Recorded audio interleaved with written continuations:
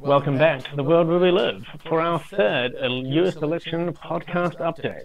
At the moment, we have Joe Biden sitting on 220 electoral college votes and Donald Trump sitting on 213.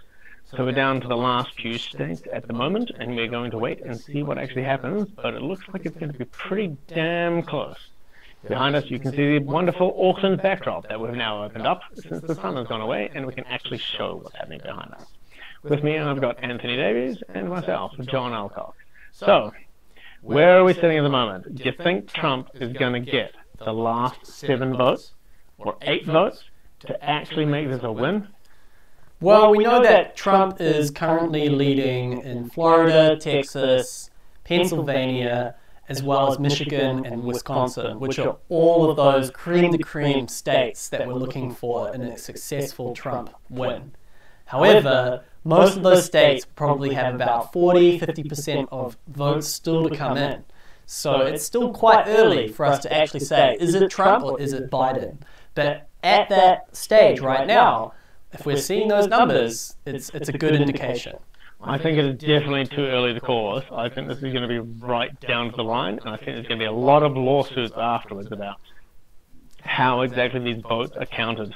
So I think we're going to have to wait a little bit longer to see who is the next president of the United States. I don't know how this is going so far. CNN seems to have the best kind of overlay, so I'm watching a lot of CNN at the moment. A lot of the live streams that I've had, they're not quite up to sort of scratch, but they've got limited resources in that respect. So CNN for the moment, and I don't really think they can lie about the outcome of this one. Fox seems to be sort of relatively similar. I don't know. This one is going to be too close to call. But I have seen a lot of the betting odds go up in favor of Trump recently. So maybe that's pretty telling about how this is going to work out. We've had some interesting conversations tonight as well. Definitely had some people for and against. Have you had some sort of interesting conversations tonight? I've had a few people who are critical of Trump, but also positive in certain areas. I mean, one of Trump's recent successes is pulling the troops out of the Middle East, which hasn't been done in the 20 years. 3 Nobel Peace Prize nominations. 20 years it's been that the US has been intervening in the Middle East, and as we know, that was an intervention for oil, supposedly for WMDs in Iraq. But Trump's pulling the troops out. No one on the left can actually concede that that's actually an act of peace. They're all saying he's a warmonger. He's going to go into Iran and Syria and blow them up. Sometimes you have to go hard and fast to stop a war. You've got to be strict. You've got to be stern. You can't show any weakness, and that's what Trump did. On the other hand, I can be very critical of Trump's COVID policy and what he's done there. But in what way? There was a playbook left by the Obama administration that detailed what to do in the event of a global pandemic. That was not followed. I think that could have been followed and it may have aided. But let's not get away from the point. This is China's fault. China has caused the COVID virus. It's all China. And what I would be hoping to see if a successful Trump election in 2020 is much harder sanctions on China. That's what I'd be hoping to see as well. I think there's a lot of concern, particularly with the recent actions that Germany has taken in conjunction with Australia to bring troops and Navy forces into sort of the South China Seas and to patrol around China, because both countries are very concerned about the stranglehold that China is taking on the rest of the world through their global trade networks and the fact that they have all the manufacturing at the moment. It's something that they've built over a long period of time, and it is rather concerning that nobody's really noticed it until now. And my hope is that Trump will do something about this through sanctions programs. There are articles every odd week in the NZ Herald about military exercises in the South China Sea. Australian vessels confronting Chinese vessels. It's going on. You don't hear about it because no one really cares unless it blows up. But if you have a look, there are military escalations and confrontations right now everywhere, all through those Chinese seas. There are so many countries that are interested in that massive area of sea. There's there's strategic value to it, and that would be one of the biggest battlegrounds if, I hope not, war ensued. We know that probably won't happen because I don't think it will. I don't think it will. Not in the way that we traditionally considered war in the first place anyway.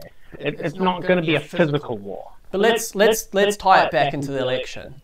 If Trump wins, okay, we know that he's going to be able to deal with that. If Biden wins, what's going to happen? Okay, Biden's probably going to die within 6 to 12 months. He's 77. He's losing his memory.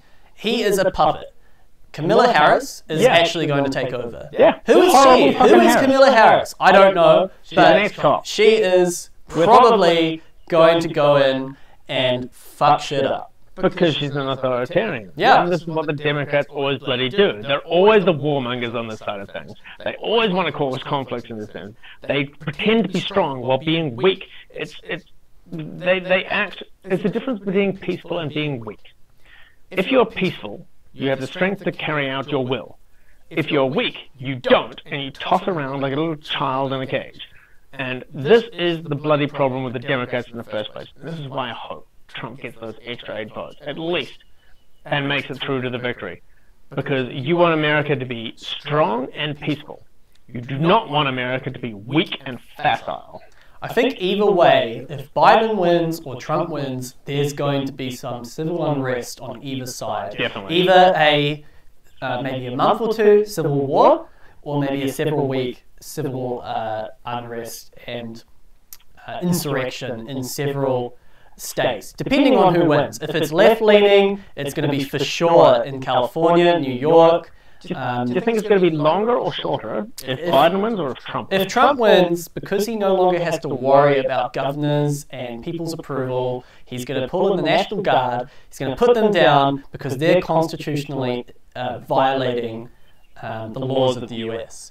If it's Biden, I don't know, it could go either way. He could turn the blind eye. I don't think he would. Or I think he would. I don't know. It's hard for me to say. I don't really know. Or he could come in and say, "Look, if you guys do this, we're gonna put up a fight." But Biden seems to always be speaking as if he's the better alternative to Trump, and he would be completely hypocritical if he came in and started killing people. Speaking is a fucking strong word. Speaking. Well, Biden can't speak for anything at the moment. He doesn't know what the hell is going on. That's because he's a puppet. The dude has got dementia. Everybody knows this is about Kamala Harris. Everybody knows this is where things are going. If you watch the video that she put out the other day in favor of literal equality over equity, you can see the Marxist undertones of what she's trying to do. This is what the whole Democratic Party is doing at the moment. This election is not for the Republicans versus the Democrats. This election is for the West. If Trump doesn't win this election, the West is over.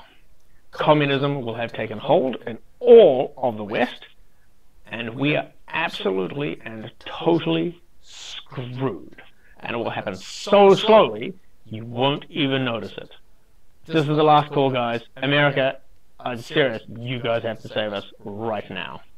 If you've ever seen the film or watched the movie 1984, this is basically what's happening. Yep. We're changing into a society where information is so biased and so heavily edited from the original primary source, you don't actually know what's happening. In 1984, everything's rewritten. All historical events are questioned. Did this happen? No, it didn't happen. Next week? Yes, that did happen. Do you want a society where you don't know what is truth and everything is up for debate, but only based on what the government dictates? No, you want to be able to know for sure this happened and take a position based on that. That's an interesting question, though, because Trump is often accused of lying and making up facts all the time. So do you think a vote for Trump is a vote in favor of truth? Or do you think they're both equally lying and we've got a real corrupt problem with our system of how we elect leaders? I think that the US system needs reform, and I think that it's a duopoly and it's not actually representative of actual views of people. People feel like they only have two choices. I would actually like to see maybe 3 or 4 choices in the US. You want to move to sort of more MEP system like we've got here? I think so. And one thing that a lot of my friends in the US have been saying is to vote Libertarian. There is a Libertarian Party in the US. I'd love to see them gain traction because honestly, if a viable Libertarian candidate was put forward, I think that would be a much better candidate than Biden or Trump. Both are so old, and they both make mistakes, and they're both tied up in all this politics. How about you just get something done? That's a very good point, and that is why I am a libertarian, and that is why I support these positions in the first place, because there is something real corrupt and real dodgy about the way our politics is done. And as I've said on Facebook today, we need to decentralize the power structures that we have, because what we're encouraging at the moment is psychopaths to try and force their way to the top of all these power structures so they can control everybody else. And as much as I'm in favor of Trump, and I'll be very glad if he wins, oh my dear God, the problem is deeper rooted than this. Trump is the lesser of the two evils, really. Definitely. Trump has his qualities, but he also has his negatives. So does Biden. And the thing is, you've got to weigh out those pros and cons. And the biggest con of Biden is that he is supported by the largest terrorist organization in the United States. True story, like actual terrorist organizations, Black Lives Matter and Antifa. They are terrorist organizations. Supported by the Democrat Party. Absolutely. Kamala Harris has actively gone and sought donations to get people's bail funds paid for Black Lives Matter and Antifa. She's actively done this. These are terrorist organizations, and we know this because they are using violence to achieve political ends. It is insane that we are now in this position that we are. And we are sort of waiting here for the moment for Trump to speak from the White House. It can't be far away. It looks like it's sort of gearing up at the moment in the background. But it is insane that we have built these power structures that give so much power to so few people, and that literally encourage the congregation of power in these couple of people. It's nuts. I actually would like to see Rand Paul in 2024, an actual libertarian candidate. I think it's also important to know that power can only be backed by force. So you have the two sides that are each at each other's necks, and they're both refusing to stand down. Oh, sure. What we could actually see happen. Trump's about to speak. He's speaking now. We are actually literally going to have to pause this podcast right now, and then we'll come back with you in a minute, because Trump is speaking right now. So we'll be back soon. We'll be back soon. Take care, guys.